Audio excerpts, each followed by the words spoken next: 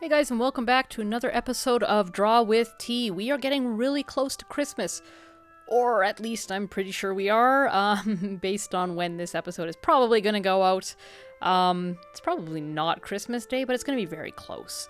Hope you guys are enjoying your Christmas time, and if you're not watching this at Christmas, well, I hope you're enjoying whatever time of year it is. I won't judge you for watching Christmas content. Not during the Christmas season, because if I'm honest, occasionally I do that too. I don't know why. Christmas streams or whatever. I'm guilty of watching that. But anyways, you guys come here to hear me rant about random stuff. So in today's episode, I am doing the final art for this card that you're seeing here. So this card, if you've stuck with me for all these episodes, you know the story with this. But if you don't, I'll go over it briefly. This is a redo of the very first Christmas card that I ever really did. And that was 9 years ago, and basically it was Derpydeer, which is the character here. I know she looks like Rudolph, but she's Derpydeer to me because she's been around, for 9 years, and I've been drawing her, and she's just kind of developed her own little personality. Basically, the first picture was just her in front of a tree next to some gifts with a little tag that said, from Santa on it, and that was cute, but I wanted to, redo the concept, and I'll probably redo the other, 8-ish, or, less, I guess, redo some of the earlier concepts to eventually sell. But this year, I decided to redo the very first card. And I think it's a cute card. So in the last episode where we saw this card, I had struggled through the color studies. And I ultimately decided to go with the one on the left that you see. So here I'm basically just flat filling, as I call it, the art. So I've, made some ink. I've made like a master ink layer so I can select, and then on another layer I just kind of fill it in.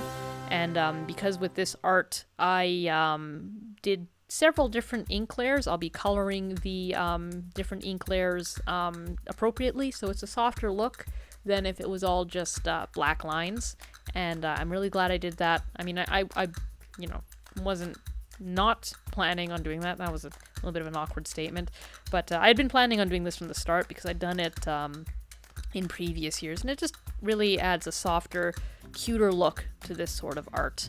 So yeah, so you'll see me fiddling a lot with the layers panel on the right, and that's just kind of the nature of doing this sort of stuff, these sort of filled things, because I gotta find the layer, I gotta select the color, and then I gotta fill it in, and then I gotta do some adjustments, and then I gotta find the next layer, and then I gotta do it again, and then after all that, then I finally get to shading. But yeah, then just finding the right tone for the inking, that can take a bit of time to, it's cartoons aren't as quick as they can seem sometimes. Sometimes they can take some time. But that said, this wasn't actually a long card. It didn't take a long time, is what I mean to say. Yeah, you know what? Let me know if you like this card. I personally think this is the weaker of the 4 cards that I've done this season. That's not to say it's a bad card. It's just unfortunately placed with some really strong cards that I did this year. And yeah, so now here I'm filling in the background, and this is where those lighter lines really come in handy. Yeah, so yeah, just doing some lighter colors here. That light green really pushes that tree into the back. Honestly, all the light colors do. I don't know why I'm picking that one out specifically. And here you now see me moving on to the text. So this is actually the one card, I believe it's the one card. Yeah, it is definitely the one card where I'm not actually using any form of altered or hand-drawn text. This is just straight up, I can't remember the name of the text, but you can kind of read it in the upper left, I believe, the text that I used. The typeface.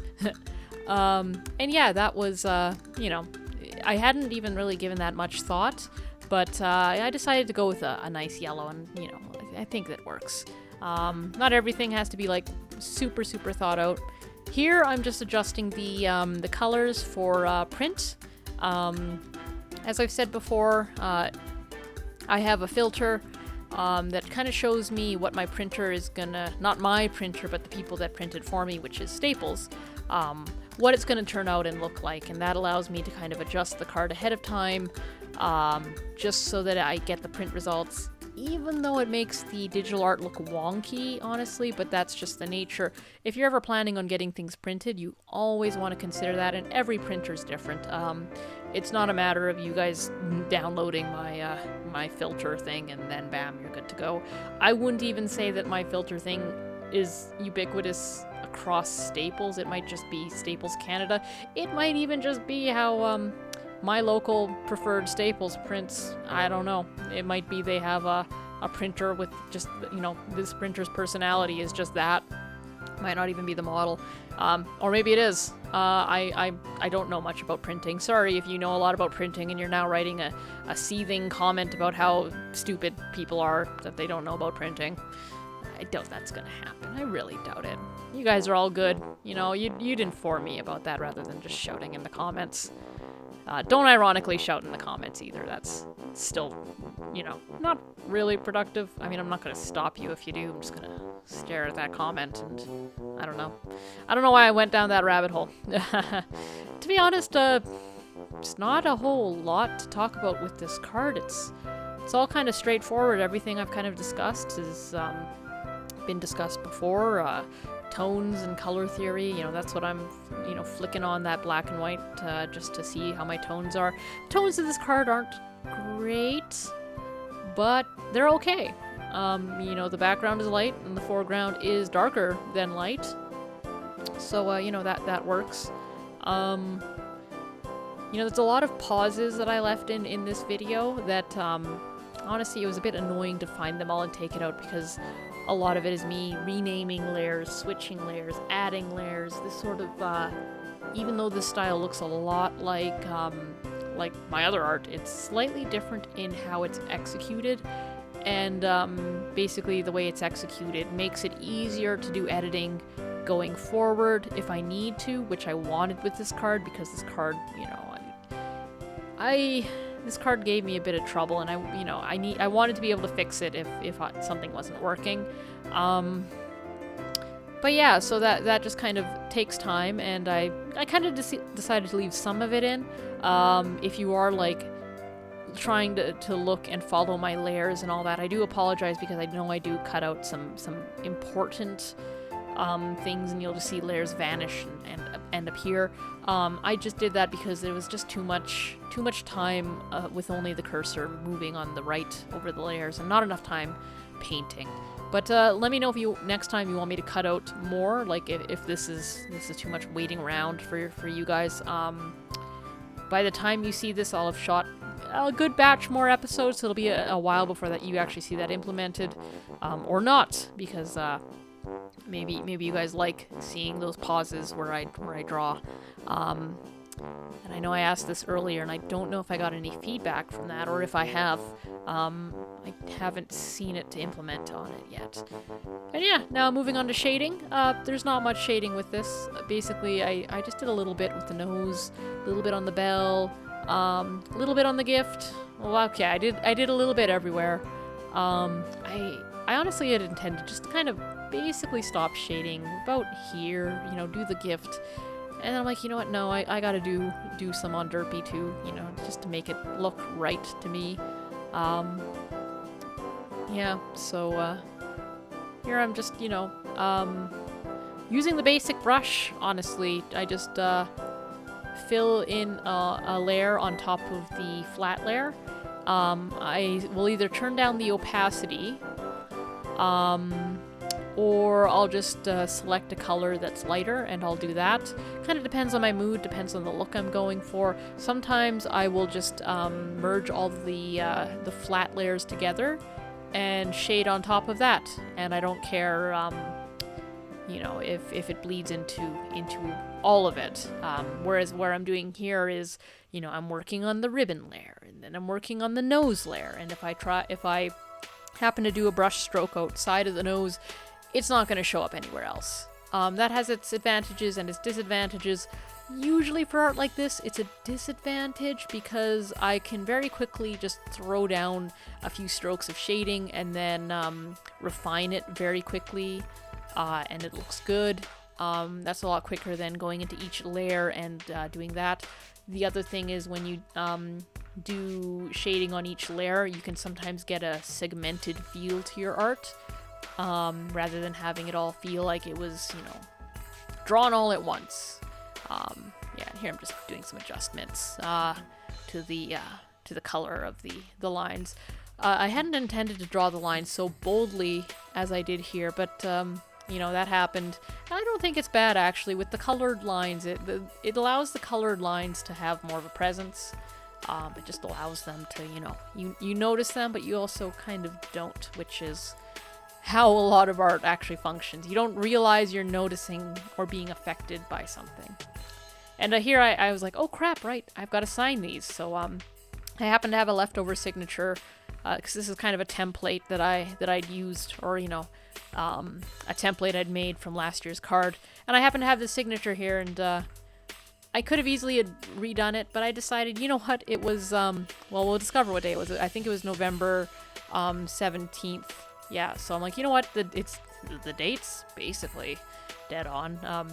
I guess literally, if I'd been doing this a day later, it would have been exactly a year since I finished my last card, or my last year's card rather. Not my last card. And yeah, so with the front done, I basically made a copy to post on the internet, and then the actual print copy. So I was just grabbing the colors from the internet copy and just very quickly dropping them into onto the back, because I wasn't shading this. I wasn't too picky about it being on one layer. I had kind of thought about shading, and I don't know if I did. I'm thinking I didn't.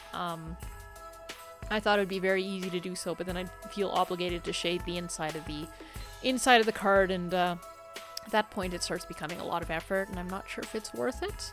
Not a lot of people see the back of a card. It's usually not displayed that way, nor is it gawked at very much, and the inside of the card you have to be able to write on it. As beautiful as the art is, shading is a very quick way of making somebody's writing illegible.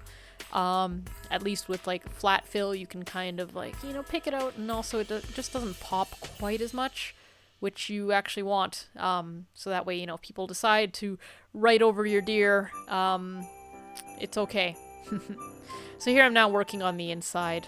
And again, just using all the hard work, grabbing the same colors from the file I did, and yeah, just takes a bit of effort, honestly. The flat filling,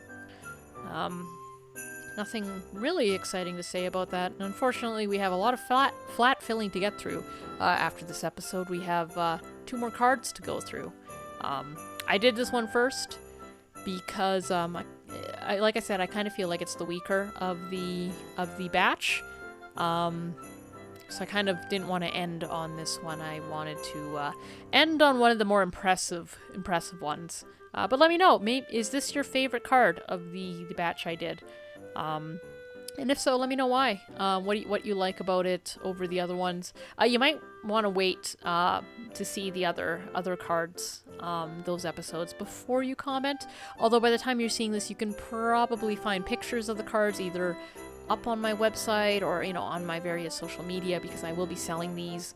By the time you're seeing this now, unfortunately, if you didn't get any sort of prompt, it's probably too late for me to ship the cards out to you without it being super expensive. But I don't think any postal people can guarantee the cards will reach you at this point in the year, unfortunately.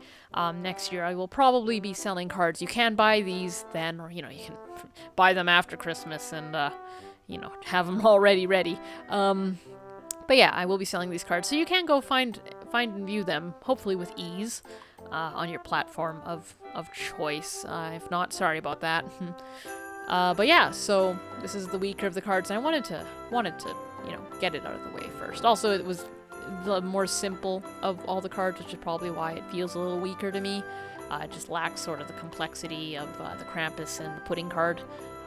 Still a nice card. I still like it. I mean, I'm getting prints of it. I'm sure people will love it. But yeah, it's kind of really it. Let me know what you think of this card.